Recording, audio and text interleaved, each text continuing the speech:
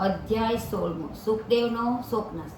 મહર્ષિ વાલ્મીકી કહી રહ્યા છે, હે ધ્રુવધનવા, વરદાન મળ્યા પછી સુદેવે અને ગૌતમી ઘેર પાછા આવ્યા। સમય જતાં ગૌતમીને ગર્ભ રહ્યો અને 9 માસ પૂર્ણ થયા બાદ અત્યંત તેજસ્વી પુત્રને જન્મ આપ્યો। અતિ હર્ષિત થયેલા સુદેવે પુત્રના જાત કર્માદિક સંસ્કારો કરીને યથાશક્તિ અન્ન વસ્ત્રના દાન આપ્યા અને પુત્રનું નામ સુખદેવ પાડ્યું। પુત્ર જેમ જેમ મોટો થવા લાગ્યો તેમ તેમ સુદેવનો હર્ષ વધવા લાગ્યો। આ યોગ્ય સમયે એનો યજ્ઞોપવિત આપી દ્વિજ પદ પર પ્રયાણ કરાવ્યા। ગાયત્રીનો ઉપદેશ લઈ સુખદેવ બ્રહ્મચર્યનું પાલન કરી વિદ્યાભ્યાસ કરવા લાગ્યો।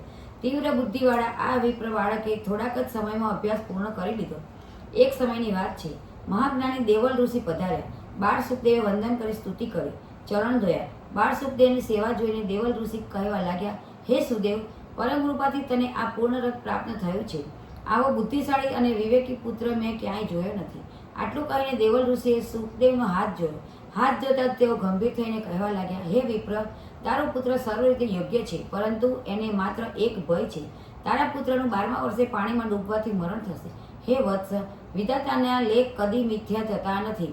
લલાટે જે લખ્યું હોય એ અવશ્ય બને છે, માટે વિધિના નિર્માણનો વૃથા શોક કરીશ નહીં।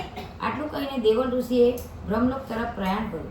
આ બાજુ સુદેવ મૂર્છા ખાઈને ધરતી પર ઢળી પડ્યો। પતિવ્રતા નારી ગૌતમીએ પતિનું મસ્તક ખોળામાં લીધું અને સાંત્વન આપવા લાગી, હે નાથ, ભાવિ મિથ્યા થતું નથી। ધર્મીના ઘેર ધાડ એ તો શાસ્ત્રનો નિયમ છે। પ્રભુ પોતાના ભક્તોની કસોટી કરે છે। રાજા નળ, સત્યવાદી હરિશ્ચંદ્ર, ધર્મરાજ યુધિષ્ઠિર અને ભગવાન શ્રીરામ જેવાને પણ અપાર દુઃખ વેઠવા પડ્યા છે, તો આપણે શી વિસાર?